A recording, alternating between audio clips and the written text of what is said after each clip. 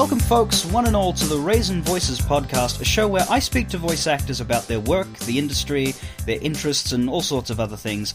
I am your host, Matthew Hocking, and with me today is a guest who's often been heard in the video game world, which is fitting given her history. She started off in game development, working in games for roughly a decade before making the transition to full-time voice acting only a few years ago.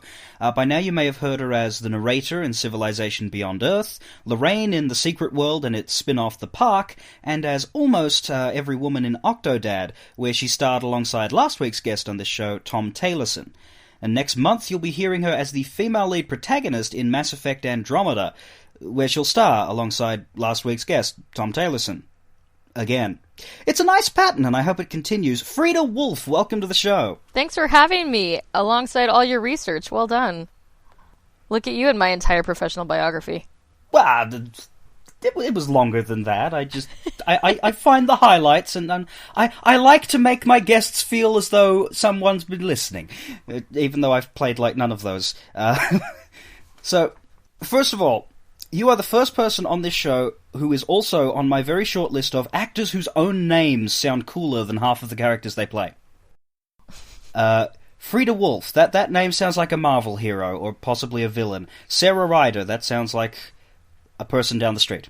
I'm pretty lucky. That was just my first impression. I'm one of those kids that grew up absolutely hating their name and being made fun of it because it's kind of ethnic and different, and it's not. I mean, I grew up in the 80s, so everyone was Jennifer, and I'd give my left breast to be Jennifer or Sarah, even if there's like 30 other ones in the class, just to be not picked on. And because I was like, a hairy little Latina kid, I was always like, Fryda Wolff, woof, 'cause she's a dog.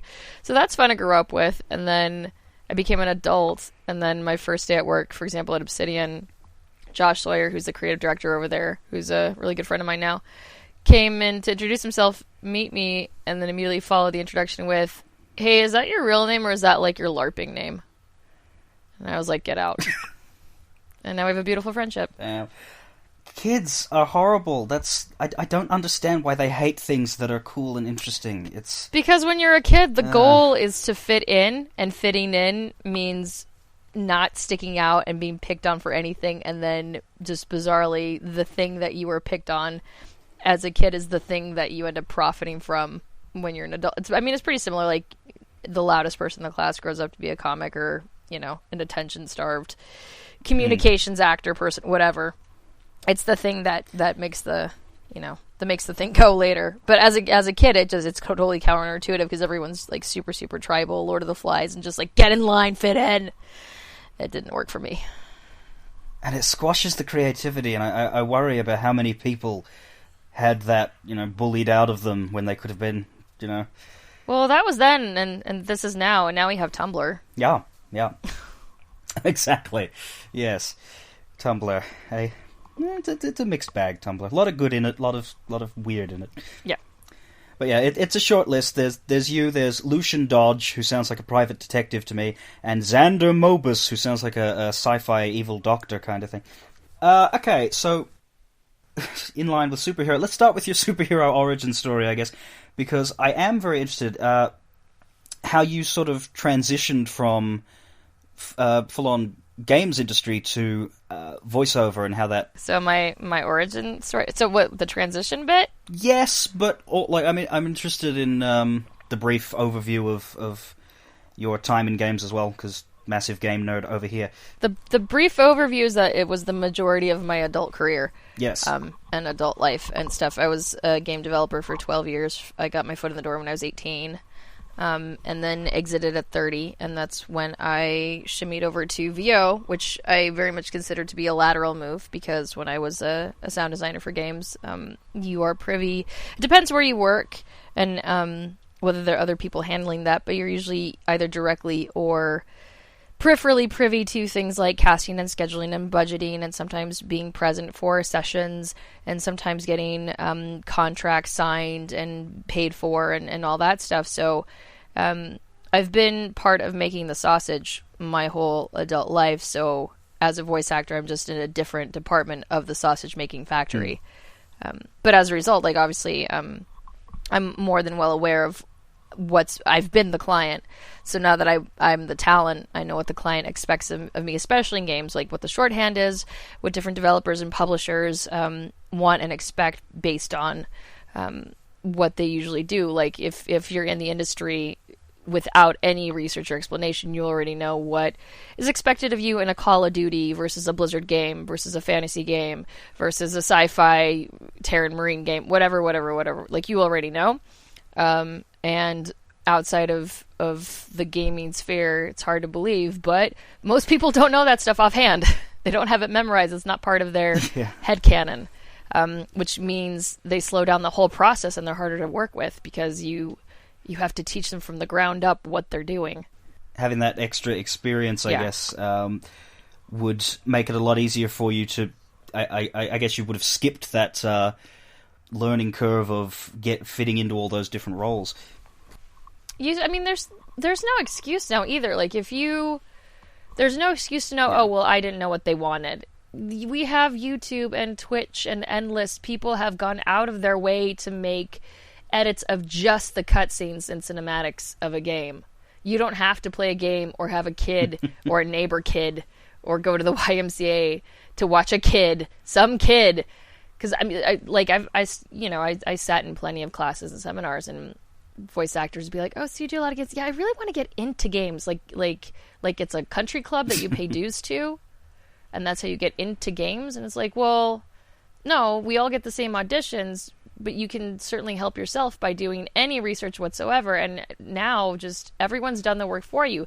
Like, even me, like, I might be a gamer, but I don't have the time or the budget to play every game under the sun. So if I'm curious about how something ended up, or I'm auditioning for, like, say, DLC of an existing franchise, I can go to YouTube and look up somebody's supercut and watch basically, an hour and a half long mini movie of something. And then immediately walk away with, like, okay, I have an idea, I know what you want. I have no excuse to not be prepared. So it's all related. So you mentioned being in sound design. How much of your time in game development was spent doing that? Was that your main job, or just the last job you had before you moved to voiceover? Both and all of the things. I was involved in audio for 9 of the 12 years that I was in game development. And that only happened because I started my career off at Sony Online Entertainment, which is EverQuest, and this is back in 2001. And back then, before there were so many vocational, technical, and university programs where you can get a quote-unquote degree in game development, in any aspect of game development, you had to just get your foot in the door, and usually entry level. And traditionally before, it was either through customer service, tech support, or quality assurance. And I got my foot in through customer support. I was a game master for EverQuest, and was involved in community events and all that kind of entry level stuff. And then did 2.5 years of that, and spent a year as someone's assistant, but like none of it quite fit me, and I just didn't. I didn't have the wherewithal or the desire to get involved in any of the designated tracks for game development, which would be like a writer, designer, programmer, artist. Like, just none of those things specifically interested me. So for a bit, I thought I wanted to do PR and marketing, but unfortunately at that time, a lot of people in marketing didn't play or care about games. They came from straight marketing backgrounds where they previously sold toothpaste or water heaters, and they were applying their college degrees for marketing by pointing to charts about trends and basically like formulaic mathematical things, like, well, if we do a launch in this month, we'll have a better option. And like none of that. It's just totally passionless.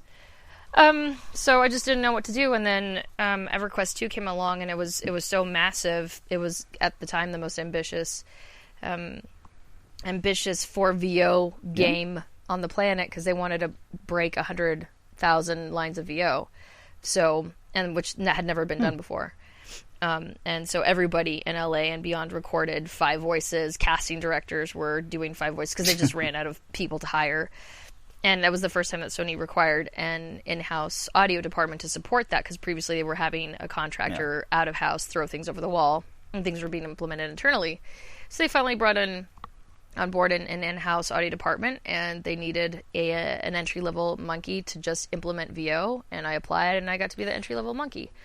And And I did that for a year or two. And what happened was, I mean, we suffered through crunch, like everybody does, and then the workload lessened, and I got very nervous because I just didn't have the same workload as I did before, and you should always get nervous when suddenly you have less to do. Coming, so I was lucky enough that I got lucky enough that a lead sound designer agreed to mentor me, and I learned on the job how to be a sound designer. I had that privilege, so that was pretty nice. And you have to remember, like, this is kind of a foreign concept to kids now, because kids now can make games as soon as they're able to reach a computer or a tablet, because you have access to tools like Unity or Unreal or any number of art tools or any number of online coding schools, et cetera, et cetera, et cetera. Whereas back in my day, you know, all those things were licenses that started at tens of thousands of dollars. And if you weren't a programmer where you could write in C# or whatever, you would be screwed. Because you had no affordable access to visualization tools. So everybody learned in-house at the same time. And you still technically do. Like, every time someone starts a new project, if you start with a new engine, everybody's learning from scratch anyway. But now there's definitely this prerequisite of, well, what have you been making in your free time with the assets that are available to you on the internet? Because there are so many. If you want to be a game designer now, if you haven't been spending your time in Unity or Unreal or whatever, making levels and making small prototypes for yourself and have something to show, you're going to have a really hard time getting in a studio as an entry level. It's just, there's like no excuse now to not have a portfolio before you've been paid a day in your life. Yeah, that's like that is interesting. That I guess they'd have to hire people, I guess, on a faith basis of well, you have to be taught everything and, you know, hope that it works out and that it's actually the right place for you. Whereas now it's you've got you know, the internet brings all, and you get to figure it out on your own. Yeah, and we have things now that you didn't have, like you have kids coming up in game jam culture, where you just scrub together a team out of nowhere and make a little prototype, and suddenly you have a little demo piece that you can use as part of your portfolio, if you like. I mean, obviously that doesn't like get you.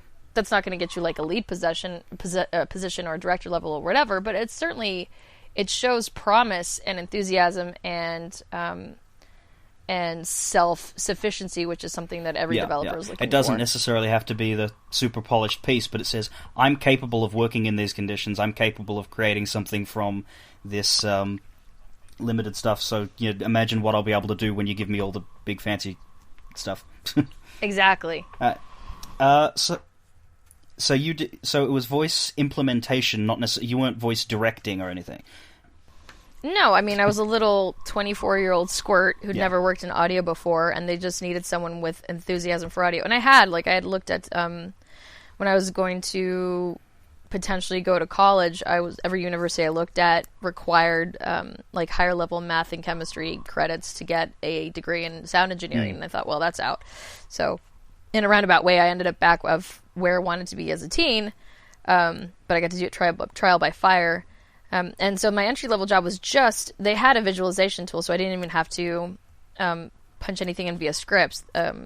Audio programmers had made a tool where it was just drag and drop and by hand connect every single edited wave that came in from a studio to an MPC pack or whatever by hand. I mean, I don't think we were even batching stuff at that point. I mean, this is back in the day where, I mean, only people in my generation are even going to understand this. Like, we used to have... Back in the day. Well, it is back in the day because, like, we're, 16 years on? That's a huge leap, technologically speaking. That's like centuries ago. And centuries ago, in my day, we had, like, for example, a bake machine that would bake the build. And everybody had to wait. Like, people would make their changes and stuff and do their check-ins and put in their assets and then have to wait a day or two to see how it all turned out in the build. And now in any number of engines, you can make live changes. You can have the implementation part of the engine open in one screen, and the other screen you have a live version of the build, and you just switch between screens and between windows or whatever, and your changes are already there. And for audio, that's huge, because so much can be perceived as broken just because one thing is off. Absolutely. Oh, yeah, that's that audio versus video, where if something's off in the video, it's only on for a second, and you don't have to deal with it. If something's off in the audio, even if you know nothing about how audio works, you just feel wrong for the whole time. Well, audio is a really a big canary indicator for other things that are broken. Sound designers everywhere are used to being beasts of burden where they get audio bugs, and what's really happened is the audio is attached to an asset that has either been it's misfiring because it's somebody screwed up in the programming, or an animator screwed up in the rigging. Like, there's audio comes last. Audio needs things to attach itself to, whether it's, an ambience in a level, and there's you've got volumes all over the level that are playing off, and if something in the environment art itself changed, then maybe your ambient got wiped with it. Okay. For example, now it's an audio bug, and it's no, you screwed with my stuff. So be kind to sound people, because they've all got chips on their shoulders, but for good reason. Just no respect. Everybody's Rodney Dangerfield. Be kind to just about everyone in game development, it sounds like, because there seems to be nothing in that work that is easy. Well, it's kind of like being in a rock band. You're all married in the trenches in a way. The thing only works if you all work together, and nobody can play out of sync with the other one. And if you don't talk about it, you have even worse problems. So, yeah, it's trying to force a lot of various personalities to get along. Of course, it's a pain in the ass. I suppose from where you are now, having all of that awareness and knowledge of how it comes together would make you an absolute joy to work with in video games as someone who gets it. I have obviously tremendous empathy for everybody in games. Obviously, that's still very much my community, and like I was saying, whereas before I was the client, now I work for clients, so it's always a nice surprise when I walk in a studio, because when we book games, they usually don't tell us what it is. Everything's a code name. And it's just you got this audition, so show up at this studio at this time. We don't really know who it's for or what it is. And then I've a few times I've walked in, and there's somebody who I used to work with or for, and now they get to crack the whip on me, which is hilarious. I definitely still walk between worlds. I mean, I'll definitely always have a mind for production, because I have the hindsight of experience behind me. So I just people are so quick to, right now, for example, throw me adulations for Mass Effect Andromeda, and I keep laughing with Tom Taylorson. Yes. We haven't done anything yet. Everyone's heard 15 seconds combined of our audio out of context in marketing materials. We've done nothing. And people are already being so kind and giving us compliments and accolades. And we're oh, well, that's so kind of you. You should reserve your judgment, because we don't know how it's going to pan out. And also, that's all we did. We did a pretty chunky amount of hours. But, I've been, the internet's weird. I've been quick to point out that very plainly through Twitter, you can see all these people, which, P.S., in every single studio that I know of, so you've got Edmonton, Montreal, and Austin, and I don't know where else, but all those studios are converging to get Andromeda out the door. They've been crunching nonstop since before Christmas, through the holidays. They get sent home on the holidays, but they got sent home with a holiday build, so they're still playtesting, so they're still technically working while off the clock. And then they go back to work, and they're still crunching and kind of slowly losing their minds. And I've been there. I know what that's like. It's awful, because at a certain point they got to pinch it off. And all you can, on top of that, all you can do is just take care of your little corner of the garden, whether it's technical art, environment art, whatever, physics, whatever. You can just take care of your tiny little quadrant of the garden, and hope to God it matches up with everything else, and hope to God the top-down creators and producers are doing their jobs as well. They deserve much more praise and accolade than I ever will, in my luxurious position where all I do is show up for the party, mouth off, and go home. This is why whenever say a release date is delayed, like what happened with Final Fantasy 15, and there's the usual grumbles, and I'm just thinking to myself, I'm glad the release date is delayed, because it sounds like if it had to come out on time, well, there would have been a lot more issues with it, because you can't really, when you set a date in advance, you can't really know how long something's going to take and how much horrible crunch time it's going to need. Well, that's why so many game Kickstarters fail, because, I mean, like, a lot of us in the industry kind of have to laugh at that, because you can sketch out a budget and a milestone timeline, but the reality is, unless you start editing and you start killing your darlings, you can't do everything. You have to pinch it off and cut the fat the closer you get to what was originally your end date, because you're gonna slip anyway. Just stuff happens, and that's part of the process. So you can't be like, oh, it's only gonna cost this much and take this long, ha ha ha ha ha. No, it never does. And I said the internet was weird just because I've pointed out a couple times on Twitter, I was like, tip your waiters, because these people are busting ass, staying late and working weekends and through the holiday to make your game. And a bunch of people came for me and started forum threads and stuff about how I was a bitch and in the wrong for pointing out that these people were doing what they were paid to do. Like, people, I have a Google alert for myself. And lately, since Andromeda, it sends me to message board threads where I mention, and I'm learning to just not even click on them, because it's usually stuff that's way out of my, like, I don't care about controlling people's perceptions of me. I could give a damn, but it was disappointing to find that there were multiple message board threads where they were just saying they were so angry that I was daring to point out that these people were working really, really hard to make this game for them, and how that made me a bitch. And it's like, well, if that makes me a bitch, I'm a bitch. It's fine. It's still less of a punch to take than the insult of spitting in the faces of people that are working very, very hard, whether they're paid for or not. Which, by the way, after EA Spouse, which is a few years back a game changer for the industry, somebody's wife who was working, I believe, on the Command and Conquer team, this is like early 2000s, wrote an anonymous LiveJournal entry, which became a court case, which ended up changing California labor laws and kind of set a precedent for the rest of the game industry. So now, at least this is along California. I don't know if it's like this in other states, because so many other states where there's gaming hubs are right to work. For example, not that doesn't really affect us because we don't have a union, but their labor laws might be less stringent. But for at least California, which has now kind of become the standard in games, when it comes to crunching, if you are not a manager, meaning you don't have human subordinates, you have to be paid for overtime. Have to be paid for overtime, period. Nice. If you are a manager, you have any human subordinates, you can only be paid in salary and not be paid in overtime, which in effect has forced people to roll higher when they go into interviews and stuff and say, well, look, you want me to be these people managers? You got to pay me this much, because you got to compensate me for all the hours that I know you're not going to pay me for. So things are a little bit better for people who are not at the manager level now, post EA Spouse.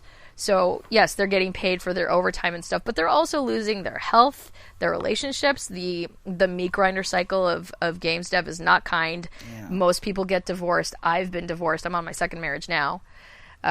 Because when you spend most of your waking hours at work, and it's sometimes medicating with these people that you work with, meaning like drinking and partying and whatever at work, it becomes this total justification for not taking care of yourself, not taking care of your health, ignoring your kids, ignoring your spouse, not feeding the dog. Like, everything is justifiable because, like, well, I'm working on this game. Whew, that's all unhealthy. So it's like, I mean, even Amy Hennig, who, did most of the Naughty Dog, yeah, previously of Naughty Dog. Now she's with, is it Visceral?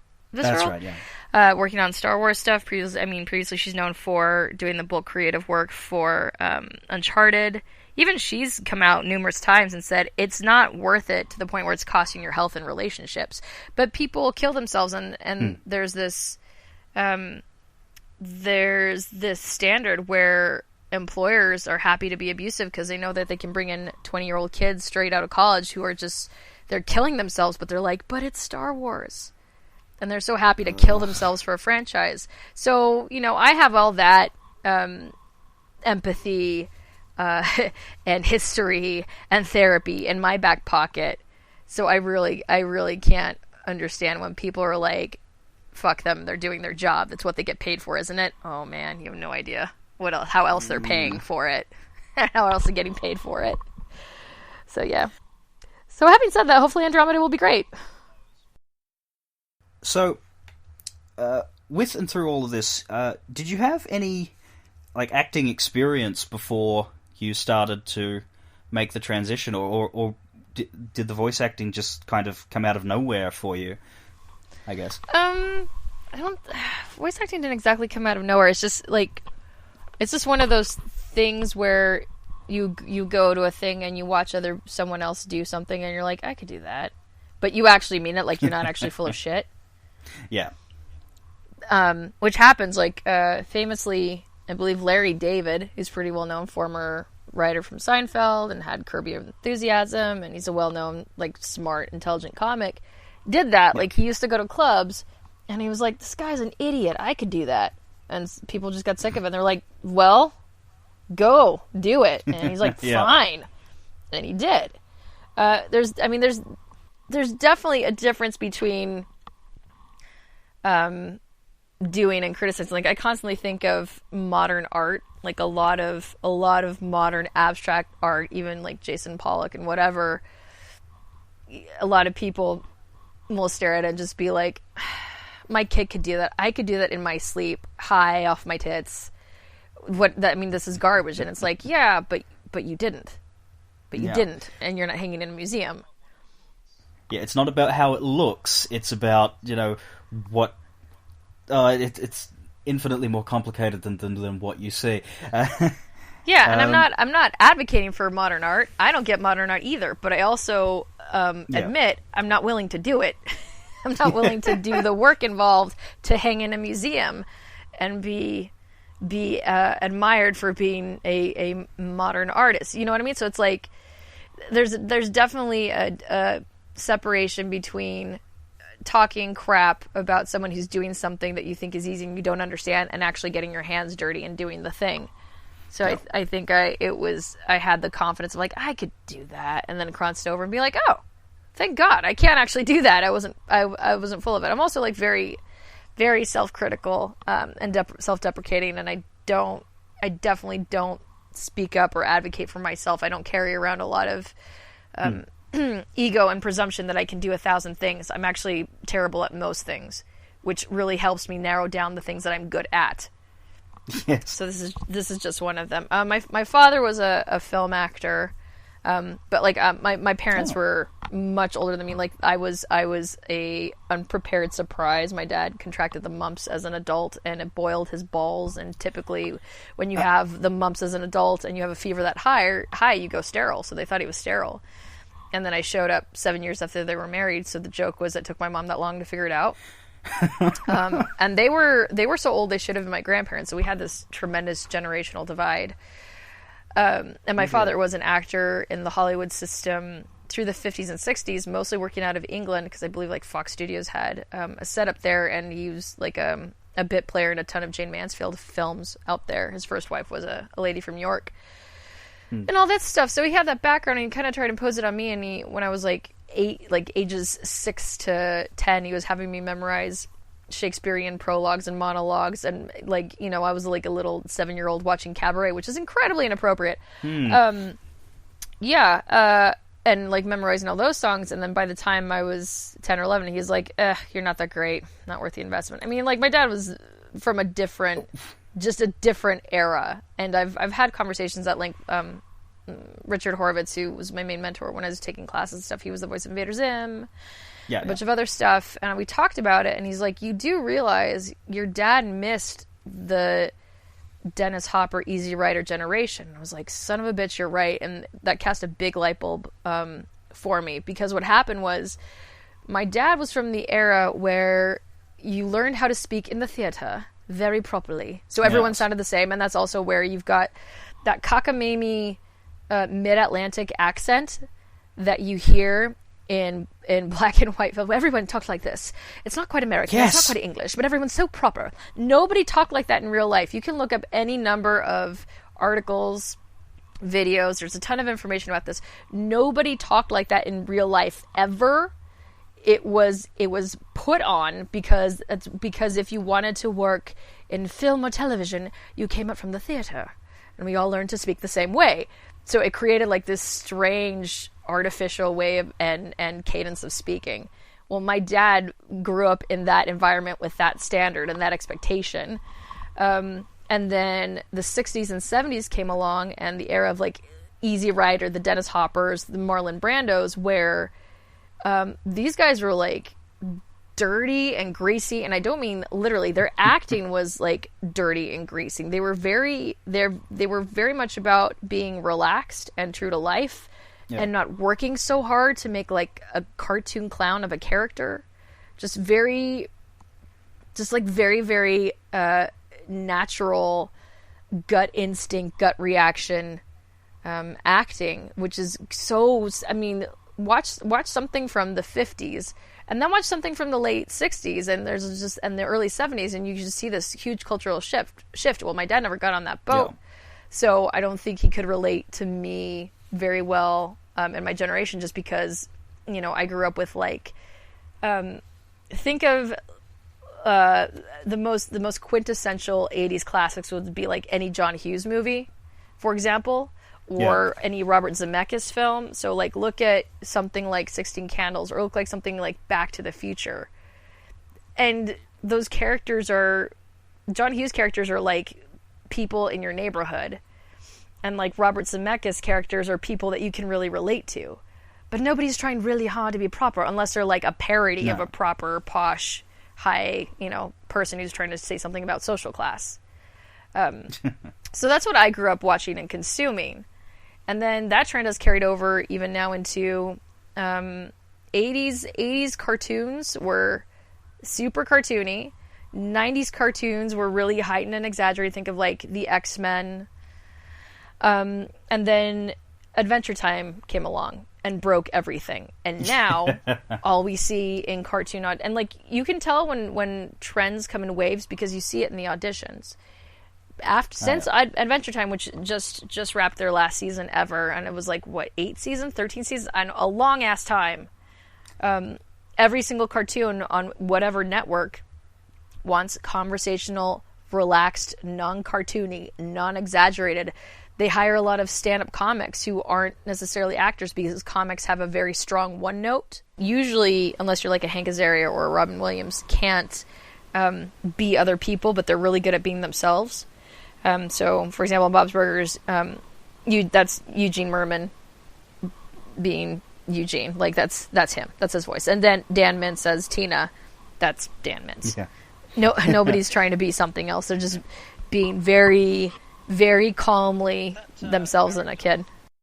That character was originally, I think, wasn't it they written it as a son, but then they swapped to Tina, but he changed nothing about how he spoke and portrayed, and it comes off so brilliantly. That wouldn't surprise me. He's such a great relatable girl. Like, I completely believe that that's a middle school girl going through middle school things. That's also just a big part of being a voice actor, is you have to pay attention and keep up with what's happening fashion-wise, because trends come and go, and sounds come and go, and people fall in and out of fashion all the time, so you just have to keep your ears open and pay attention. Yes. I used to be with it. What I'm with isn't it, and what's it is new and scary to me. Well, totally. There's a reason, like, commercials in the 80s through 90s were really strong male broadcaster voices, and that's fallen out of fashion because that voice is something that we parody now. That everybody blames in America anyway, the Geico caveman came out, like the Geico cavemen who were in a series of commercials were like these kind of cool hipster millennial guys who happened to be cavemen, and they were super, super chill. And that set the tone of advertising in general in the United States, which just kind of set a trend, at least, like, I don't know, for this continent. I don't know about elsewhere globally, but now commercials have moved on from buy now, limited time. Like, nobody likes that voice, nobody responds to it. It's a joke. And a lot of people from that era refuse to adapt because that's the thing that worked for them for years and years and years, and they're frustrated. They don't understand why they're not booking anymore, because they're not listening when people tell them that's not what we want. And on top of that, they're not listening to current commercials. I mean, I'll be driving around, sometimes I'll just listen to the radio, or, I mean, like, my husband gets mad at me because I don't have an ad blocker at my computer and stuff, but, like, it's my job to listen to commercials. I'll listen to YouTube commercials all the time, because sometimes I'm also watching commercials that I didn't book, so I want to know what they booked. Absolutely. It's, I'd imagine it'd be similar over here. Like, it's hard. Ads are the hardest thing for me to talk about, because obviously there's the continent difference, and no ad you bring up will be familiar to me, and vice versa. So it's, I guess, a speculation kind of thing. I'd imagine that it would be a similar progression, because we have, like, there's a very definite sort of old-timey Australian ad where they'd have a more, I guess, professional sound to them, whereas now, the voiceover is generally relaxed. It's sounding like someone that you could, be friends with, I guess, and I'd imagine it'd be similar along those lines, where with every new generation, whatever was in the past generation is what you parody. Yeah, you just have to pay attention, and don't forget that your shit still stinks. You can't ever get so cocky in any industry that you think you're irreplaceable, because you are. And what used to be cool and fashionable will quickly not be. And if you're not paying attention and you don't adapt, you will go extinct like a dinosaur. Yeah. The super relaxed stuff will get old, and it will start to be, they're just putting it on, and then something new will come, and that will be exciting. Right. Of course. It'll shift to something else, because that's what culture does. Changing the topic around a bit, I did want to ask something, kind of a follow-up to my chat with Tom last week, not to do with Mass Effect, but another thing we were talking about. He was explaining the difference at one point. We're on Octodad, I believe, and he was talking about union versus non-union. And from what I understand, because he was talking about how, as a union actor, he is limited to union stuff and how it's split down the middle. But from what I understand, you are not split down the middle. You are something else. No, I'm Financial Core. Yeah, I'm a new breed. No, so Financial Core, or FICOR for short, is based on a Supreme Court decision. It affects all labor unions in the United States. What it is by definition is, if you are a FICOR member of a union, you are by definition a dues-paying non-member. I am not a member of the SAG-AFTRA club, but they still get a cut of every union job I do. And in exchange, I can do whatever non-union work I want without penalty. If you are a union actor, if you get caught doing non-union work, you will be fined, penalized, punished, put in stocks. I don't know. They do a bunch of stuff. Mostly they want money. 30 lashes? They already get... Yeah. They already get... the point of going through the union... The idea, like with any union, is if you work for the union, you pay your dues to the union, and in return you're eligible for things like health benefits and pensions. So me as a FICOR member, I'm still eligible for... I still get health and pension benefits from the union, but I'm not a member of the club. So in exchange for being legally eligible for non-union work, I can never win a SAG award. I can't run for SAG president or treasurer or any other club member position. And I can't attend any of their club goings-ons, like seminars or educational things, or, I don't know, screenings, stuff like that. Club benefits are off limits to me. But I don't want that stuff anyway, so it was an easy decision for me. I wanted to be open about doing non-union work. I want to get my name and credit on every non-union thing I do, so I can add it to my list and portfolio and have it on IMDb and all that stuff without fear of penalty. Yeah. And it works very well for me. So that's what FICOR is. That's the only difference. Okay. Yeah. Well, when I first heard about it, this is why I wanted to go through it, because at first I thought, well, why wouldn't anyone pick the option to be able to do both? But no, I see that there's sacrifices involved, I guess, so it's good that the option's there, since that does sound like a nice open, I guess, way to exist. So with the union stuff, it's all protected and there's like rates and such, but with non-union it's more of a wild west, I guess. Wild West is exactly what it is. You're on your own. So with the point of being part of the union is that there are fixed rates for every kind of service, every kind of every kind of position, whether you're a day player extra on a film, or if you're like and we're called atmospheric voices if you're looking for the rate sheet. And every kind of atmospheric voice has its own stipulations. Like, for example, if you want the rate to pay for up to an hour, you pay, it's about $500 up to an hour and up to 4 voices. The 5th voice will cost you 4. Yeah. This, by the way, this is like these are the gross rates. This is before the agents get their 10%. And did it used to be 3? I don't know why I'm thinking this, but I could have sworn it was you do 3 voices and then the 4th you get more. But has it always been 4? Am I wrong, or has that changed? I could be talking out of my ass. The PDF is online through the union. I have a link in my own website. I have a how to put VO in your game article that I wrote, and I linked to the rate sheet, so you can look. I mean, the rates do change. They renegotiate different contracts and stuff, and they'll update it on the website. So the rates do change over time. But so, for example, so that's 4 hours up to like 500 gross, again, before taxes and before agents get their 10%. So my net for a 1 hour session, depending on how much tax is removed, is anywhere from like 300 something to maybe 400 something. And then over an hour up to 4 hours, the gross is $908.05. And then the net I see from that is anywhere from $450 to $600 for a 4 hour session. So as a result, when you go to non-union, non-union is notorious for undercutting, because especially with the internet, anybody can audition. So if you've got people in remote places outside of LA who have maybe a different cost of living expectation, they don't have to make so much money as you have to make to survive in LA.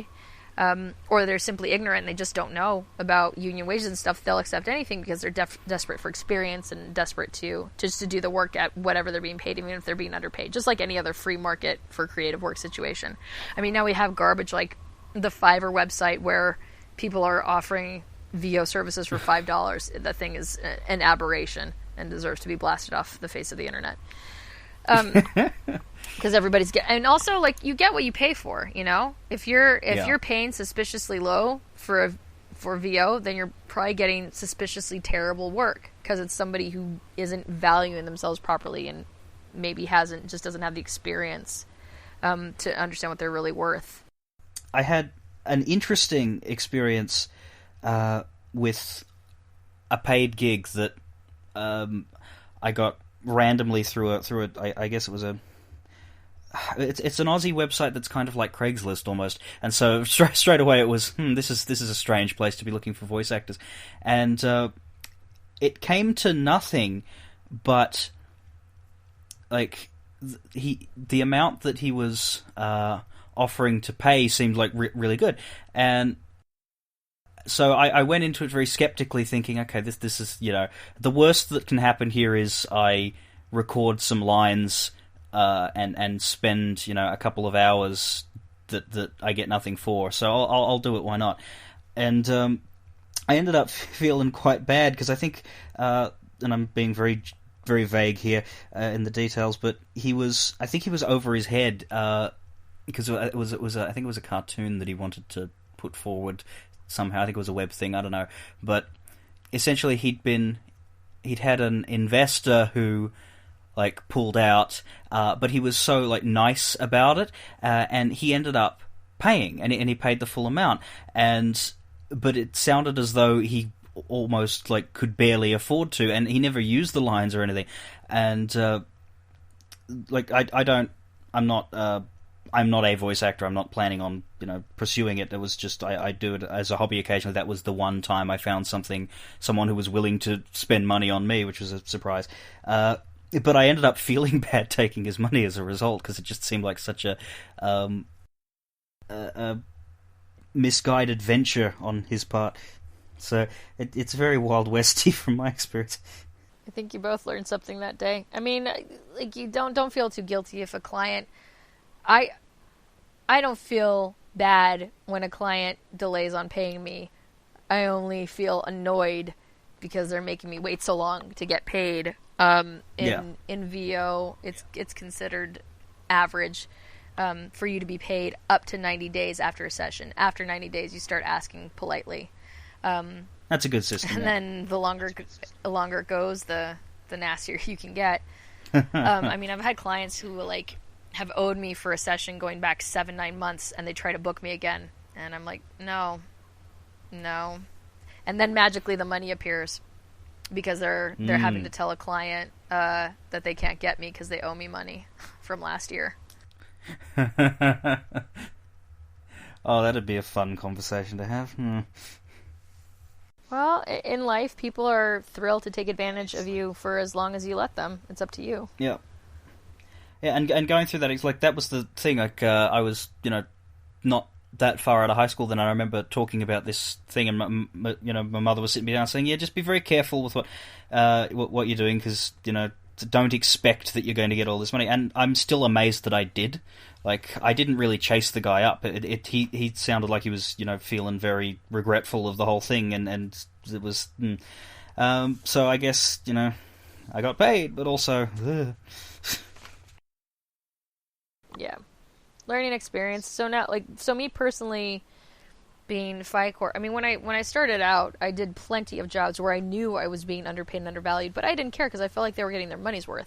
I didn't feel like I deserved a decent wage, and that doesn't really work out. Like, when you're a union actor and you only do union stuff, even if it's your first day, month, week ever acting, you're still going to get paid just as much as someone who's been acting for 70 years if they're not making more than what's called double scale. Like, scale plus 10 is the minimum wage, from that rate sheet that I'm talking about.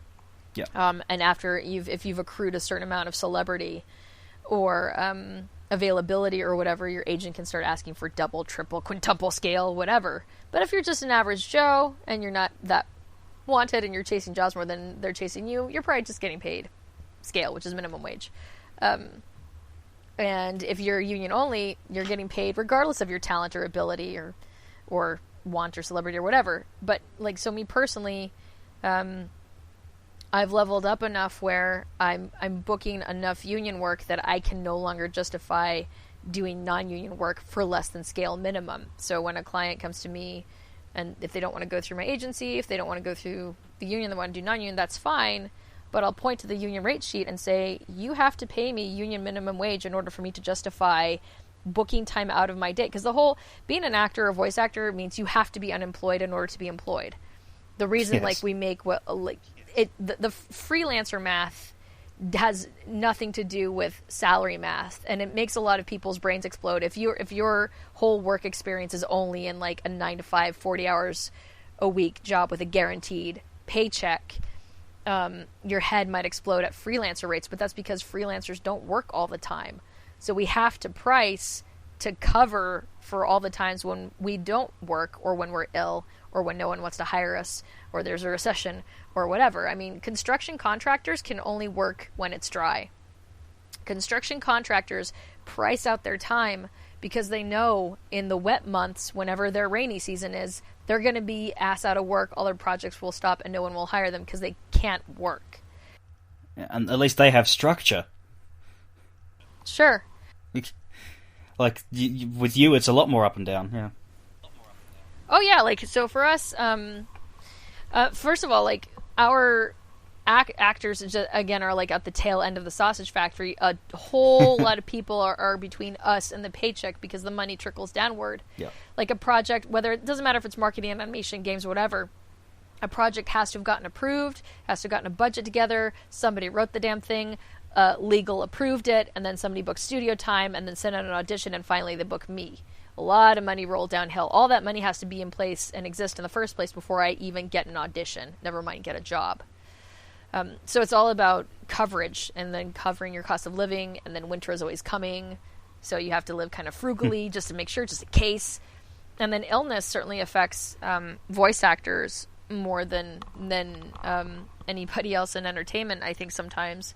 Anything where you use your airways, I'm sure people who play, for example, wind instruments or brass for a living are in the same position. Anything where your airways are dependent, if I were to get laryngitis or bronchitis or anything else where not only do I have to go through several rounds of antibiotics and get ill, but I have to recover so I sound like I did when I was healthy, that's all time I don't get to work. That's all time I'm losing money and also being forgotten by clients, maybe being replaced by clients because they have to move on and finish their projects. Like, it's very much a crappy snowball effect if you're out of commission. So when you work, you want to make sure that you're being treated well and compensated fairly to make up for all the time that you won't be working for whatever reason. Absolutely. How, in your position, like, how are you affected by the strike that's going on? I'm kind of affected. I've definitely seen a slowdown in game auditions coming in. I see the brakes getting pumped. All agencies want to keep their noses clean of piss. Like, unions are terrifying. Unions are absolutely terrifying, and you want to keep your head down and not piss them off, whatever your industry is. Absolutely. And in my position as a FICOR person, where I'm a dues-paying non-member, in the case of the strike, both the union and the games companies that are being struck against both have legal counsel. I don't have a lawyer. So if I say or do something out of step and they come for me, no one's coming to my rescue. So I can't be bothered to be controversial about it. But as far as it affecting me, I definitely see some games auditions slowing down. Companies that are struck against, even like, we're at the point now where, here's the thing, like, there is a natural evolution to fabrication and production regardless of what the product is that you are making. There's a reason that so many fabrication and production line jobs have left, for example, the United States and are now in other countries where the cost of living is lower. Therefore, it's cheaper to have your center of production and hire employees there because you won't have to pay as much as you would in American dollars. This applies to anything. Like, this is just economics. It's cheaper to do things elsewhere. A few years ago, there was a musician strike.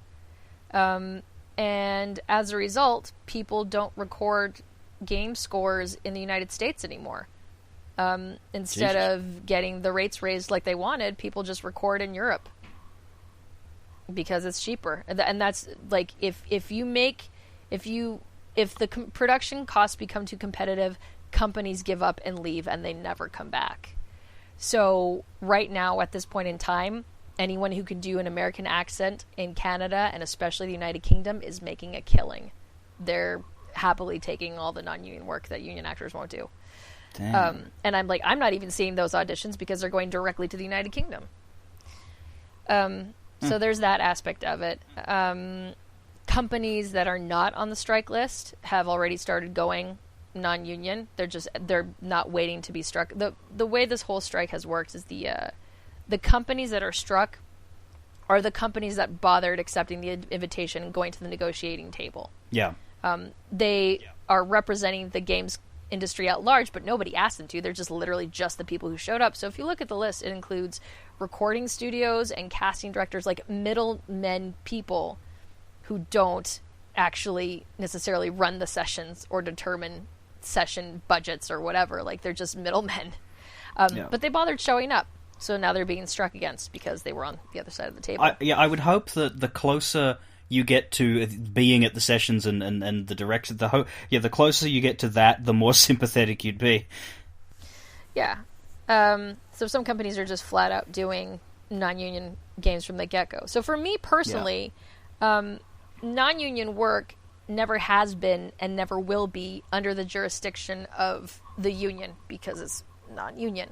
So I'm technically free of penalization or public outrage. If people want to be upset about that, that's fine. There's plenty of very pro-union people who are very resentful that the FICOR option even exists. And we're now, politically speaking, we're in a situation where President Trump and his administration are extremely pro right to work, which I mentioned earlier, which that's and it works against labor unions in states. Every state has different labor laws and stuff, but a lot of right to work states, a lot of film production has moved there because they can set their own individual rates for the union. Like, for example, I have a friend who works in set production in Atlanta, and especially since Walking Dead, the film and television industry has exploded in the South, particularly in and around Atlanta, because it's right to work, because it's cheaper to work there.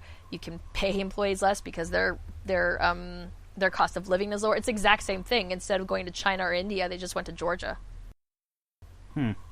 So that's just the march of progress, which is very difficult to stop. I don't know. I mean, we might be in a situation where, Make America Great Again might become Make Hollywood Great Again. I don't know. or if California secedes, are they talking about that? Oh, yeah. Calexit. I hate that name. Because I really didn't want Brexit to become a worldwide thing. That's, yeah. Well, look what you started, UK. You should be ashamed. No, I mean, the truth of the political climate, whatever side you're on and whatever you feel, we're all in this crap together now. So we're all in the same mud pile. We're all in this together, and once climate change starts to kick in, we'll realize it. Oh, that was dark. Hey, there's a sinkhole up the street from me because of the storm last night, so... I saw you tweeting about that. What, like, literally just down the... What, it just fell in? Well, like, the crazy thing about the photo that's attached to that story is that, like, it's lit underneath, like, the red mouth of hell opening up to swallow the car. Because there was already a car in there. There was a lady, like, the sinkhole just opened up from under her. She was in 10 feet below the street. There was running water. She was in part of the sewer system. She managed to miraculously managed to climb out of her upside-down car and get on top of the car before it filled with water and scream for help. And then another car fell in, I think, after she was rescued. So the brake lights of the first car were illuminating the thing, so it's all red and it looks like a freaking movie still. And then this other car is, like, half tipped out with its ass coming out of the hole. That's up the street from me. Because it rained. It wasn't because it rained. We had a proper storm. Storm. I had to go out today, and I passed so many. It took me extra time to get home. There's so many work crews right now just trying to clear entire fallen trees from the sides of the road. Because thanks to the California drought, like the earth is so dry, the roots have nothing to hold on to. So the second it gets wet and this dry, loose dirt gets pushed around, everything just falls over and washes out, and the trees fall down, and the hills disintegrate. It's a mess. God. How do you deal with all the things that are trying to kill you in Australia? We have one storm. Well, we've got fire over here. Bushfires are our issue. You've just got water. Oh, wow. No, I like that. You go through a drought and then they decide to fix that by giving you so much water that you can't breathe. Can't handle it. Just driving around today, you know how you've got obvious drain grates underneath sidewalks and curbs and stuff when you just drive around a city? Yeah, every single drain grate in my neighborhood is just completely clogged up with debris. Just crap. If it keeps up like that, you can just call it Los Venice and invest in gondolas. Okay, so should probably now that we've now that we've discussed Los Angeles drowning, I did want to move on to talking a bit about Mass Effect, and I need to address something that I made a big mistake when I spoke to Tom, because we left something out. We left something out, something very important. Because obviously it's difficult to talk with either of you about anything without bringing up the other, because of the single greatest coincidence in the history of video games, where you were, of course, both in Octodad and then you were both in Mass Effect. And he was going to tell that story, but then we got distracted by a billion conversation topics, and that brilliant story of you two finding out you're on the same game did not get told on my show, and I think that needs to be corrected. Oh, I'm sorry. And you don't want to be the only show that doesn't have it, right? Right? Yeah. No, that's it would be horrifying. So, I mean, I've heard it 1,000 times, but that's okay, because it's one of my favorite stories ever. It's pretty ridiculous. And just the long and the short of it is, I've known Tom since Octodad, and he was in Chicago at the time, and then he made the move out here, moved his family out here to pursue voice acting full-time, like you do, because LA is the only place in the world where you can do voice acting full-time and not supplement it with any other kind of acting. And so we were just trying to organize a lunch, and it was like, well, what part of town will you be in? Well, I will be in this part of town on this day. Hey, I have a session at that studio tomorrow. Well, let's play the game. And the game is, are we on the same game? Because Tom loves to drag me for breaking NDA, but the reality is this town is really small. There's only so many studios. You will if you do this long enough, you'll just constantly pass people you know in the parking lot as they're coming in, as you're coming out. Oh, hey, are you in this too? How's it going? Cool. All right, we'll see you around. Bye. It's just kind of like an everyday thing. So when someone is in the neighborhood the same day and time you are for a project, it's not a stretch to assume they're probably on the same thing, because usually clients will book out a few days or a whole day or a week at a studio to get the thing done. So I was like, oh, hey, well, I'm at the studio also tomorrow. Let's play a game called 20 Questions. And he got all like stupid and nervous about it. But I'm like, whatever.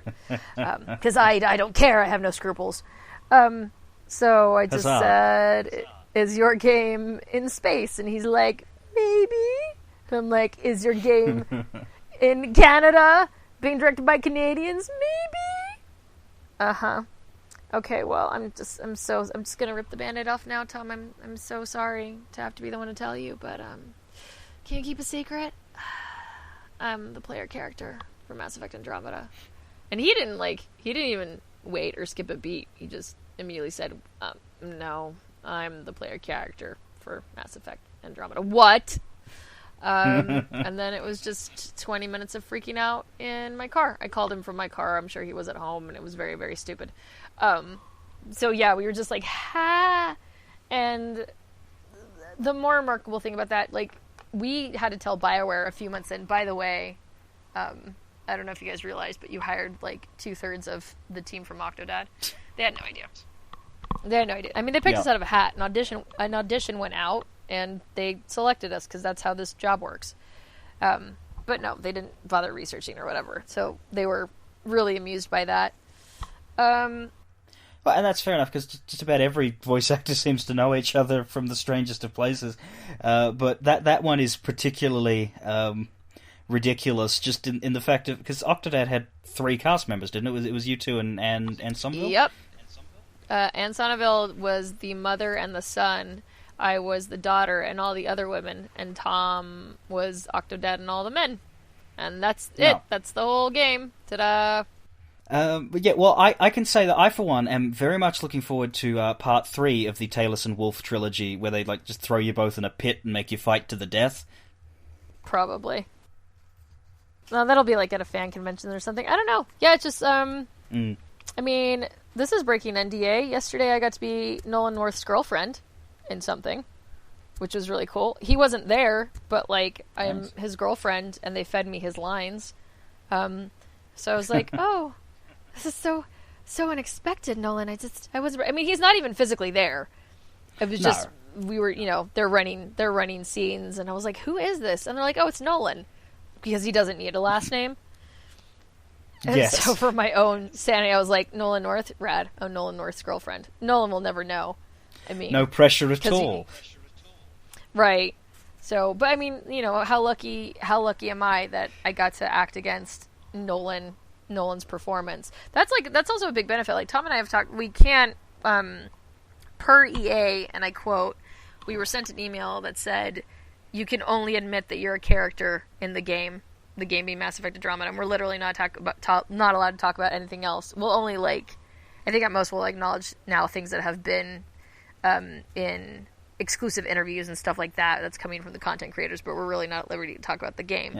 Yeah. So at most we can just comment on how much we enjoyed the experience. And part of the experience is, like, because Bioware's been doing this so long and they have their shit together, is that, for example, if a character that has been recorded before us, if that's been done and implemented, they'll play back that VO to us. And this very, very, very rarely happens.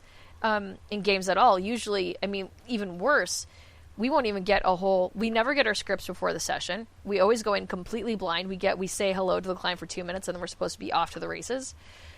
And so many times, because people don't, especially like either inexperienced directors or directors who don't care, and then they're like, whatever, anybody can do this, will only provide the characters that they're recording lines, which is half of a conversation. It would be no different than if this interview and one of our lines was completely cut out. It would be weird. But that's what it's like performing. You're totally hamstringed when you only have one side of the conversation. If I'm talking to another character, I need to know what I'm responding to and why. And that will tell me how to feel about it. Because when you pretend to be angry or enamored or afraid, it's really, really stinky. That's what makes bad acting, because you're faking a reaction rather than having a real one. And when you're talking to someone, you're having real feelings and real reactions in the moment. And that's what makes good acting great and believable and relatable. And how the hell do you know that you're approaching that conversation, that set of lines, in the same way that the other actor is, if you don't even have what they're saying? That just seems very sabotaging to me. That frustrates me from a distance. Yeah, well, because they don't realize how much having as close to a full real-time conversation sets even stuff like tone and level. Like, if you've got one character talking louder than the other, is the other one deaf? And, like, sometimes I have pickups for a game because they go back and implement the VO, and it turns out that I was supposed to be yelling across a ravine to the other characters in the scene, but nobody wrote it down, so how was I supposed to know that? Or worse, when it's the opposite, yeah. Oh, yeah. The whole time I'm yelling in someone's face because they never told me it was an intimate conversation, or they didn't, the same thing, they didn't have the other characters' lines available, so I didn't know that they were talking so quietly and intimately sharing a moment. Like, what? It's stupid. And it is totally self-sabotaging, and it costs more money and more time and creates more work because now you have to do it again. So that was, it wasn't consistent, because that's just not how production works, but, Mass Effect was certainly very, they always had the entire conversation, so we could know what the hell was going on, what the scenarios, and who we're talking to and why. I mean, I know it sounds very rudimentary and crazy, but I can't tell you how often games will just pull from the game, because usually dialogue is already implemented first in with words and text, and then they export it from the game and pull it into an Excel. But they just pull our lines because they think that they're doing us a favor because they're pulling all the dialogue branches. But it's totally out of context. And the director doesn't know what's going on. The dev who might be there doesn't know what's going on either. We're all clueless because you gave us a percentage of a conversation. Yeah. Oh, miscommunication. I love that. And everyone thinks that they're doing the right thing, but they're not. That's the worst. If you run a session like garbage, you get garbage. At least with Mass Effect, if they had recorded those lines, I got to have a scene with an actor who wasn't there, like me being, Nolan's girlfriend yesterday, but it makes such a difference because I can be real with them in the moment. And then, for Mass Effect, because we did so much, if they didn't have those scenes recorded, then the director would read with us, like you would with a scene partner, in an acting class or whatever, nice. or you can watch any number of filmed auditions where there's some person off camera reading with the actor who's being auditioned, and the camera is focused on that actor just to see what they do with their face, how they react to lines. It's very hard to do that in a vacuum with nothing. Even if someone is reading with you poorly, they're not even trying, it still gives us something. It's just something to work off of. Is so much better than nothing. An anchor, even if it's a half-assed anchor, it's still better than floating. Yeah. So I guess that's one of the positives to, because I've heard a lot of voice directors are also actors, and there's a lot of crossover in that pool. I imagine that would definitely help out. That with what you said about them giving you the other half, I would have thought that wouldn't happen to you much, because I'd figured they'd record you first as the lead. No, you get stuff done when you get stuff done, because we were getting scripts as scripts were being written and completed and approved and put in the game. You know what I mean? This is still part of the sausage. And we're at the end of that whole... I mean, we're the casing on the sausage. A bunch of other people had to write and implement and test and approve and run by and check in whatever their scripts. And maybe edit it, whatever, by the time we see it. And then on top, like, the game wasn't being recorded just in one studio. Like, most of the UK actors in this game were recorded in the UK because they live in London. So that's its own independent schedule of us completely in Los Angeles. No, it's just there was some. I think who was I listening to? I think it was Ray Chase talking about Final Fantasy 15, where he heard nothing because they always had him being the first one in the room. But that'd be an entirely different setup because it was localization of a Japanese game. And that brings us to an end for this episode and the first half of my chat with Fryda Wolff. Much like with Tom Taylorson, I got a two-parter out of this one because they're both so very generous. So you'll have to tune in next time for the rest of this excellent discussion. We'll be talking more Mass Effect and all sorts of other voice acting stuff. So be sure not to miss it. Farewell.